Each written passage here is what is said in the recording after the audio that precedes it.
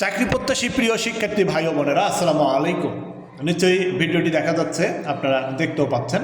আমরা এই মুহূর্তে একটি প্রশ্ন নিয়ে আলোচনা করব। খেয়াল করেন, নিউমেরিক জব প্রিপারেশন বইয়ের লিখিত অংশে বিষয়ভিত্তিক অংশ থেকে সাধারণ জ্ঞানের আন্তর্জাতিক অংশ, উপমহাদেশের উল্লেখযোগ্য যুদ্ধসমূহ, অর্থাৎ উপমহাদেশে সংগঠিত উল্লেখযোগ্য যে যুদ্ধসমূহ ছিল সেই যুদ্ধসমূহ সম্বন্ধে আমাদের এখানে প্রশ্ন। কলিঙ্গ যুদ্ধ হয়েছিল সময়কাল 261 খ্রিস্টাব্দে। সম্রাট অশোক এই যুদ্ধে জয়ী হয়েছিলেন। বিপক্ষ পক্ষ ছিল কলিঙ্গ রাজা। যুদ্ধের ভয়াবহতায় বিচলিত অশোক যুদ্ধ ত্যাগ করে বৌদ্ধ ধর্ম প্রচারে মনোনিবেশ করেন। তারাইনের প্রথম যুদ্ধ 1911 সালে পৃথ্বীরাজ চৌহান এই যুদ্ধে বিজয়ী হয়েছিলেন এবং মোহাম্মদ ঘুরি ছিলেন বিপক্ষ পক্ষ।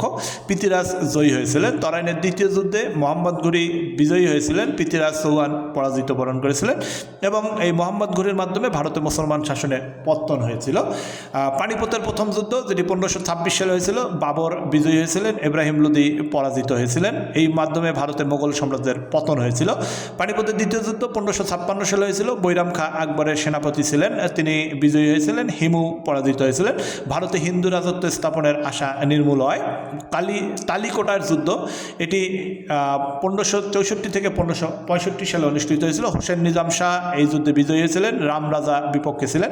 বিজয়নগরে হিন্দু রাজত্বের অবসান হয়। হলদিঘাটের যুদ্ধ, যেখানে মানসিংহ বিজয়ী হয়েছিলেন, রাণা প্রতাপ সিং পরাজয় বরণ করেছিলেন।